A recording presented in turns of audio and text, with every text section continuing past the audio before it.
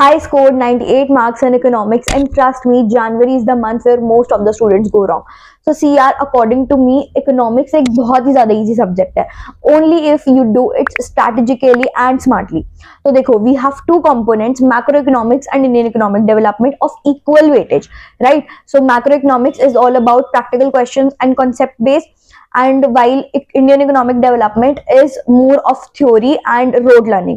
तो देखो, अगर तुम एक ऐसे इंसान हो जिसको रटा इतना ज्यादा अच्छे से नहीं जाता है, तो तुम मैक्रो पे ज्यादा फोकस करके अपने मार्क्स बढ़ा सकते हो. While if you are a person जिसको न्यूमेरिकल क्वेश्चंस में दिक्कत होती है, तो तुम थ्योरी ज्यादा अच्छे से करके अपने मार्क्स बढ़ा सकते हो, right? But if your aim is to score 90 और 90 above in economics, then you need to study both of them very very efficiently. तो देखो, सबसे पहले हम स्टार्ट करते हैं मैक्रो इकोनॉमिक्स से. तो देखो, मैक्रो इकोनॉमिक्स में तुम्हारी अप्रोच रहनी चाहिए कि तुम्हें सबसे पहले अपने एक एक कॉन्सेप्ट क्लियर करना है बहुत ज्यादा अच्छे से, क्योंकि न्यूमेरिकल क्वेश्चंस करने बैठोगे तो वो बिल्कुल भी सॉल्व नहीं होंगे अगर तुम्हारे कॉन्सेप्ट्स क्लियर नहीं होंगे. तो फिर तुम क्वेश्चन लेके बैठोगे, वो सॉल्व नहीं होंगे, फ्रस्ट्रेट होगे, फिर से वीडियोस देखोगे, फिर से क्वेश्चन करोगे, and it all makes it so much cluttered. तो इसलिए सबसे पहले तुम्हारा फोकस होना चाहिए अपने एक एक कॉन्सेप्ट बहुत ही ज्यादा अच्छे से और आराम से क्लियर करने पे, ठीक है? तो फिर सबसे पहले अपने वीडियो देखो, ठीक है? चैनल्स में बात करें तो तो अभी तक जिनकी देख रहे हो उन्हीं की देखना. And my recommendations would be CA Parag sir, Rajat sir और Sunil sir. You can watch any. तो सबसे पहले तुमको अपने कॉन्सेप्ट्स क्लियर करने हैं बहुत ही ज्यादा अच्छे से, ठीक है? एक एक चीज को बहुत ही ज्यादा अच्छे से आराम से समझना. जल्दबाजी करने की तो तुम 2x पे कर करके देखते हो वीडियो, कुछ नहीं होगा अगर कॉन्सेप्ट ही नहीं समझ आएगा. दोबारा दोबारा रिवाइंड करनी पड़ेगी एंड वो और ज्यादा टाइम वेस्ट करेगी. तो इसलिए नॉर्मल स्पीड में ढंग से पहले कॉन्सेप्ट को समझना, बुक में से रीड करना. And if you are studying from NCERT तो तुम डेफिनेटली अपने नोट्स बनाना. एंड नोट्स में ज्यादा साथ सजावट करने की जरूरत नहीं है. अपनी लैंग्वेज में, बिल्कुल ऐसी लैंग्वेज में जो तुम्हें समझ आ जाए, बस देखते सार कॉन्सेप्ट तुम्हें रिवाइज हो जाए, वैसे बनाना. But if you are studying from any other reference book, like I was studying from Sandeep Garg which helped me a lot, ठीक है? तो मेरे पास दोनों ही कंपोनेंट्स की संदीप गर्ग थी, IED and macro.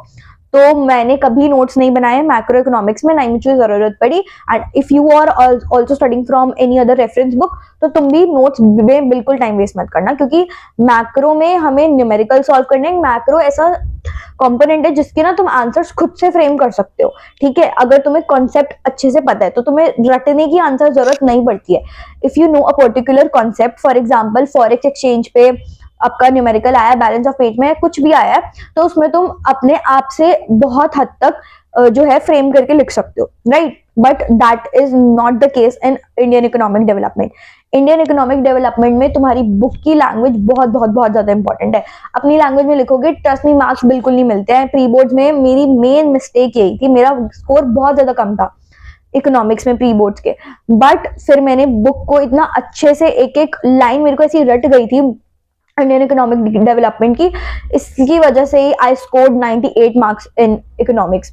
So yeah, book language is a must in Indian economic development. Economics में पता है मेन रीजन क्या होता है मार्क्स कटने का?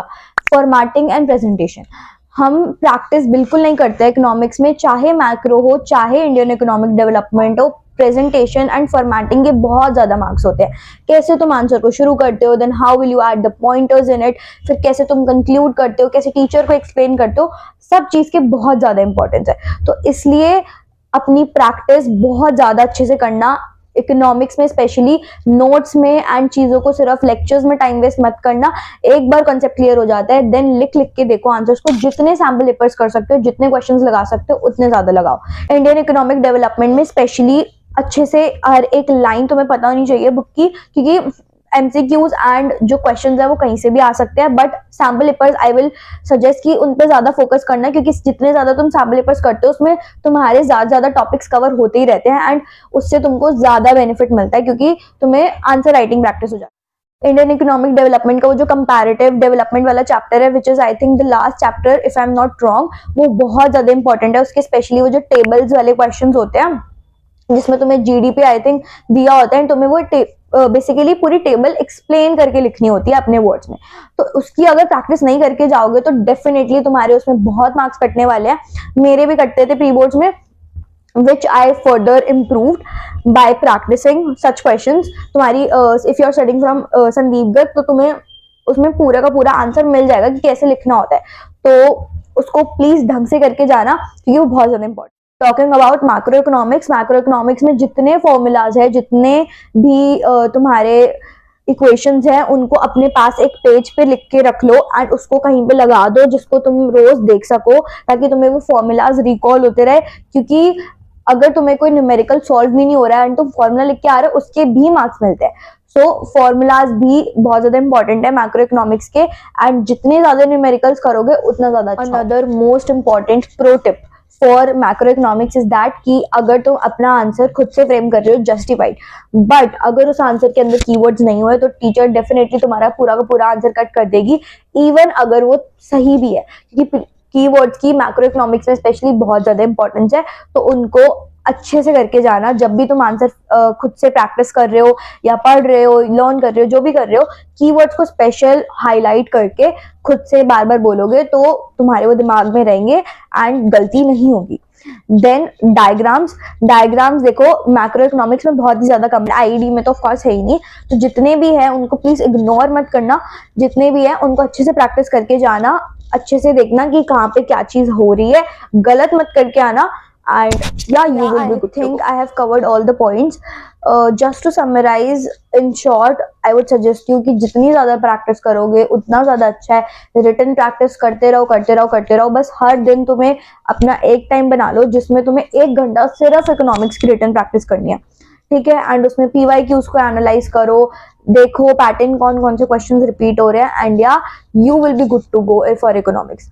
So yeah, that's all for the video. I'll see you in the next video. Thanks for watching.